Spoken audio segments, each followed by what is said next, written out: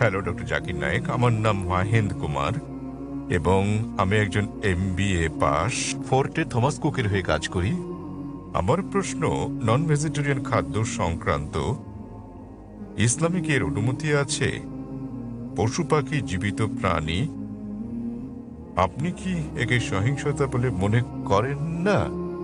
আমার দ্বিতীয় প্রশ্ন, নন ভেজ খাদ্য গ্রহণ কি ইসলামে বাধ্যতামূলক এবং প্রকৃত নিরামিষভোজী ব্যক্তি কি ইসলাম অনুসরণ করতে পারেন?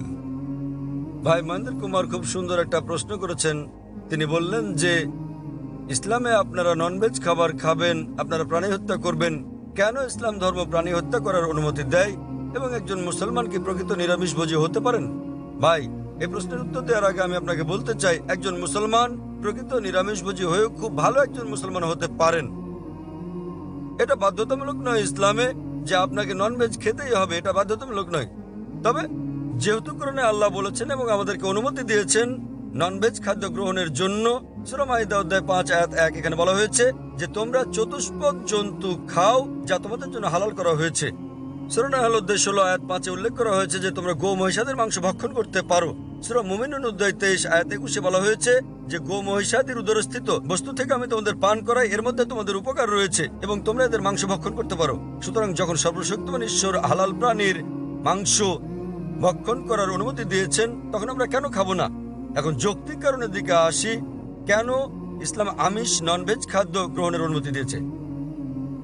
যদি ননভেজ খাদ্যকে বিশ্লেষণ করা হয়, দেখা যাবে এগুলো প্রোটিন সমৃদ্ধ।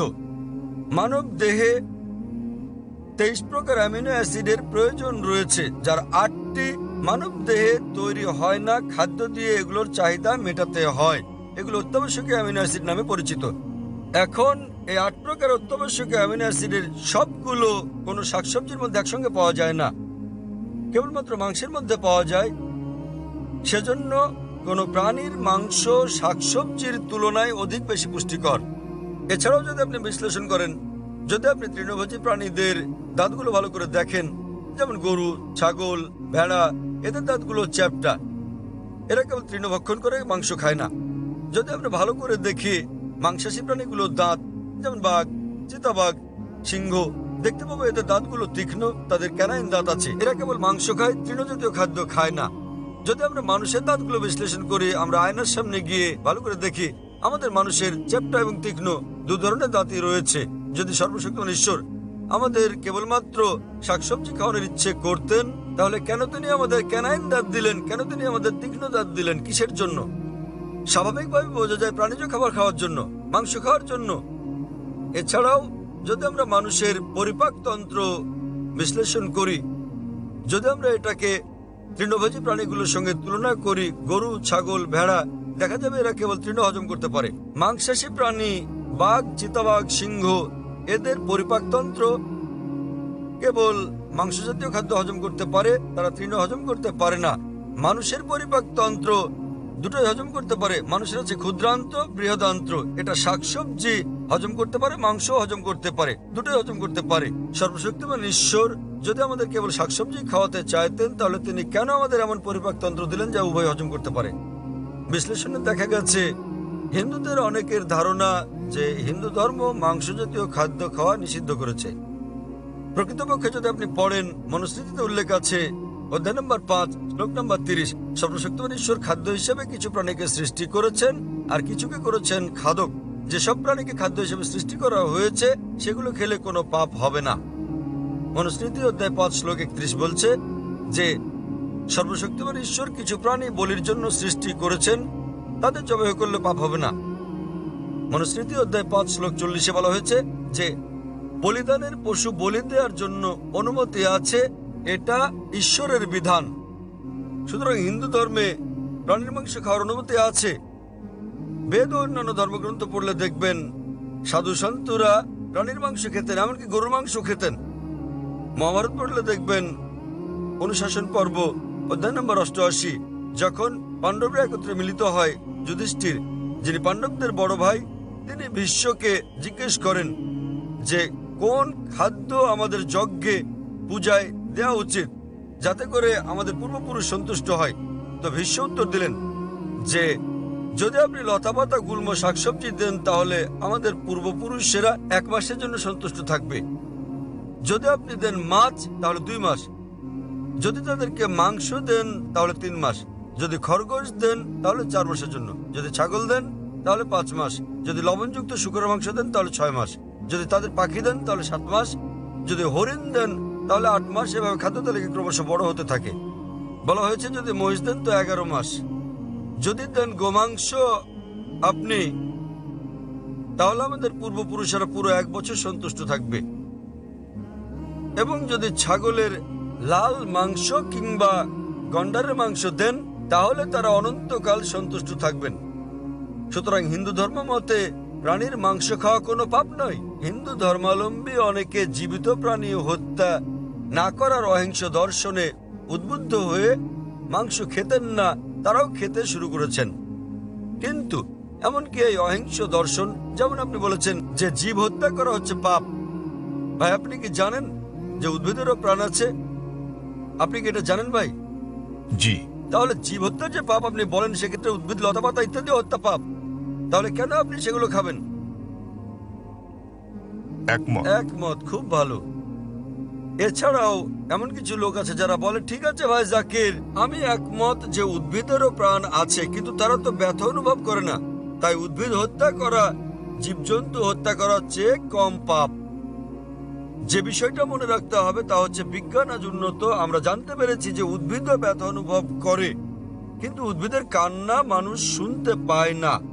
কারণ মানুষ যে শব্দ তরঙ্গ শুনতে পায় তার মাত্রা 20 সাইকেল থেকে 20,000 সাইকেল পার সেকেন্ড পর্যন্ত, এর নিচের বা বেশি মাত্রা শব্দ তারা শুনতে পায় না। আমেরিকার এক কৃষক উদ্ভিদের কান্নাকে মানুষের শ্রবণ তরঙ্গে রূপান্তর করেছিলেন এবং উদ্ভিদগুলো কান্নাকাটি করলে পানি চাইলে তিনি বুঝতে পারতেন। আরেক ব্যক্তি এসে আমাকে যুক্তি দিয়ে বললেন, ভাই জাকির, আমি আপনার সঙ্গে একমত যে উদ্ভিদের প্রাণ আছে এবং তারা ব্যথা অনুভব করে, তবে উদ্ভিদের 2টো ইন্দ্রিয় কম আছে প্রাণীদের ইন্দ্রিয় সংখ্যার তুলনায়। সুতরাং উদ্ভিদ হত্যা করা প্রাণী হত্যা করার চেয়ে অনেক কম পাপ। আমি আপনাকে জিজ্ঞেস করি ভাই, মনে করেন আপনার ভাই, আপনার বড় ভাই, তিনি জন্ম থেকেই বধির ও বোবা। যখন সে বড় হলো তখন কেউ তাকে হত্যা করলো, তাহলে কি আপনি বিচারককে বলবেন যে মহামান্য এই হত্যাকারীকে আপনি কম শাস্তি দিন, কেননা আমার ভাই 2টো ইন্দ্রিয় কম ছিল, তিনি শুনতে পেতেন না, কথা বলতে পারতেন না? আপনি কি কথা বলবেন? বরং আপনি বলবেন খুনিকে দ্বিগুণ শাস্তি দেওয়া হোক, কারণ আমার ভাই কানে শুনতেন না, বলতে পারতেন না, তিনি মাসুম ছিলেন, নির্দোষ ছিলেন তিনি। তাই ইসলামে 2টো বা 3টি ইন্দ্রিয়ের কোনো প্রশ্ন নেই। কোরআনে বলা হয়েছে সূরা বাকারা অধ্যায় 2 আয়াত 168, যেসব হালাল বস্তু দেওয়া হয়েছে সেগুলো খাও, যে সকল খাদ্য হালাল সেগুলো তোমাদের জন্য পবিত্র, সেগুলো খেতে পারো। এত সত্ত্বেও ব্যক্তিগতভাবে আমার কোনো সমস্যা নেই যদি অমুসলিমরা প্রাণীর মাংস না খায়, আমার কোনো সমস্যা নেই। কেবল তারা যখন বলে পশু পাখির মাংস খাওয়া পাপ, এক ধরনের অপরাধ, শুধু তখনই আমি জবাবটা দেই। অন্যথায় ভারতের অমুসলিমরা যদি পশু পাখির মাংস না খায় সেটা আমার জন্য ভালো। যদি ভারতের সকল অমুসলিমরা মাংস খেতে শুরু করে তাহলে খাসি গরুর মাংসের দামটা বেড়ে যাবে, তখন আমার মাংস খাওয়ার খরচটাও বেড়ে যাবে। তাই ব্যক্তিগতভাবে আমার কোনো সমস্যা নেই। আশা করি ভাই আপনি উত্তরে সন্তুষ্ট হয়েছেন। হ্যাঁ, নিশ্চয়ই স্যার। সুতরাং এখন আপনি চাইলে একজন ভালো নিরামিষভোজী হতে পারেন, আবার চাইলে আমিষভোজীও হতে পারেন। মাংস খেলে আপনি আরো সুস্বাস্থ্যের অধিকারী হবেন, আপনি খেতে পারেন। তবে আপনি প্রকৃত নিরামিষভোজী হতে চাইলে তাতেও কোনো পাপ নেই। আশা করি উত্তরটা পেয়েছেন ভাই। হ্যাঁ বোন, আপনার প্রশ্ন। স্যার, আমি ডক্টর কল্পনা। আমার প্রশ্ন, ইসলাম আত্মীয়ের মধ্যে বিবাহ সমর্থন করে কি না? আপনি জানেন চিকিৎসা বিজ্ঞানে অনেক জন্মগত অস্বাভাবিকতার কারণ হচ্ছে স্বগোত্রে বিবাহ, অর্থাৎ আত্মীয়ের মধ্যে বিবাহ। বোন প্রশ্ন করলেন যে ইসলাম কি স্বগোত্রে বিয়ে, নিকটাত্মীয়দের মধ্যে বিয়ের অনুমতি দেয়? জি। বিয়ে সংক্রান্ত ব্যাপারে বলতে গেলে আল্লাহ বলেছেন কোরআনে সূরা নিসা অধ্যায় নম্বর 4 আয়াত নম্বর 22 থেকে 25 যে যে সকল বিয়ে নিষিদ্ধ, তাহলে আপনি বিয়ে করতে পারবেন না আপনার মাকে, আপনার মেয়েকে, আপনার মায়ের বোনকে, আপনার বাবার বোনকে এবং আপনার ঘনিষ্ঠ মাহারাম আত্মীয়দের। তবে আপন চাচাতো মামাতো বোন হলে পারবেন, কিন্তু ভাই বোন, পিতা কন্যা বিয়ের অনুমতি নেই। আপন চাচাতো মামাতো হলে অনুমতি আছে। আজ বিজ্ঞান আমাদের বলছে যদি আপন ভাই বোনে বিয়ে হয় সেক্ষেত্রে অস্বাভাবিকতার সম্ভাবনা অনেক বেশি থাকে, জন্মগত সমস্যা হতে পারে। সুতরাং সরাসরি ভাই বোন, পিতা কন্যা মা আর ছেলে, পিতাপক্ষের চাচা, আপন চাচা, বাবার বোন ইত্যাদির মধ্যে বিয়ে হলে অস্বাভাবিকতার সম্ভাবনা খুবই বেশি থাকে। তাই ইসলাম এসব বিয়ে নিষেধ করেছে। কিন্তু আপন চাচাতো মামাতো হলে অনুমতি আছে, ইসলাম এটার অনুমতি দিয়েছে। আর বিজ্ঞানে যে আমাদের বলছে এমনকি চাচাতো মামাতো ফুফাতো ভাই বোনের ক্ষেত্রেও এর সম্ভাবনা আছে, তবে খুবই কম। জন্মগত সমস্যা হতে পারে যদি দুই ব্যক্তি পুরুষ মহিলা অপরিচিত হয়, তারা যদি পরস্পরের আগে থেকেই আত্মীয় নাও হয়, তবুও জন্মগত সমস্যা হতে পারে।